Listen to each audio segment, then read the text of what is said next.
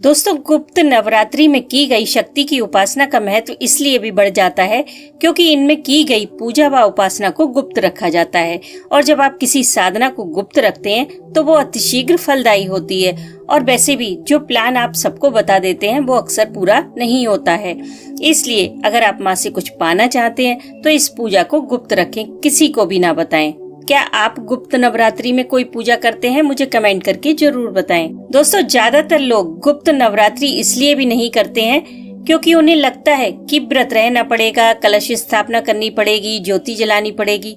तो मैं आपको बता दूं कि ऐसा कुछ भी नहीं है। इनका नाम ही गुप्त नवरात्रि है। अगर आप व्रत रहेंगे, ज्योति जलाएंगे, कलश स्थापना करेंगे तो सबको पता नहीं चल जाएगा कि आप कोई साधना कर रहे हैं। आप चाहें तो ये सब कर सकते हैं, लेकिन कोई जरूरी नहीं है।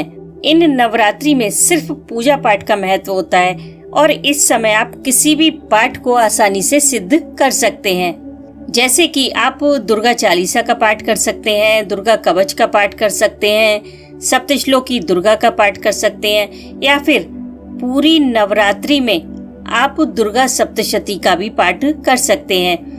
आप चाहें तो किसी और पाठ को भी सिद्ध कर सकते हैं जिसमें भी आपकी श्रद्धा हो, जैसे कि हनुमान चालीसा है, बजरंग बाण है, शिव चालीसा है, राम रक्षा स्तोत्र है, या फिर किसी मंत्र या गुरु मंत्र को भी आप सिद्ध कर सकते हैं। इसमें प्रतिदिन आपको 11 पाठ करने होते हैं। अगर आप मंत्र सिद्ध करना चाहते हैं तो प्रतिदिन मंत्र की 11 माला जाप करें। इससे आपको आश्चर्यजनक परिणाम देखने को मिलेंगे। लेकिन आज मैं आपको माघ मास के गुप्त नवरात्रि के बारे में बताने वाली हूँ, जिसमें विशेषकर सरस्वती साधना का महत्व होता है, क्योंकि इन नवरात्रि के बीच में माँ सरस्वती जी का प्राकट्य दिवस यानी कि बसंत पंचमी भी आता है। इसलिए ये गुप्त नवरात्रि माँ सरस्वती जी को प्रसन्न करने के लिए बेस्ट माने जाते हैं। माँ सरस्वती जी की साधना से व्यक्ति में विद्या व बुद्धि का विकास होता है, वाणी शुद्ध व कोमल बनती है और मेमोरी पावर तेज होती है। अगर आप किसी भी क्षेत्र में सफलता प्राप्त करना चाहते हैं तो आपका दिमाग तेज होना बहुत जरूरी है, और ये तभी संभव है जब आपके सर पर माँ सरस्वती जी का हाथ हो। उसके लिए गुप्त नवरात्रि में एक सफेद कपड़े पर हल्दी के थोड़े छींटे लगाएं और उसे एक चौकी पर बिछाकर माँ सरस्वती जी को विराजित करें। एक घी का दीपक जला लें बस। उसके बाद आप इस मंत्र की 11 माला जाप करें। बहुत छोटा सा मंत्र है, ओम ऐं सरस्वते नमः। फिर दुर्गा सप्तशती में दिए गए कीलकम का पाठ करें। इतना आप गुप्त नवरात्रि की प्रतिपदा से लेकर 9वीं तिथि तक करें।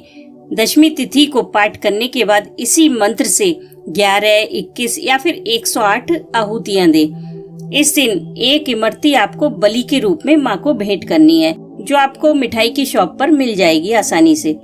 आपको माँ के सामने एक प्लेट में लाल रंग का त्रिकोण बनाना है।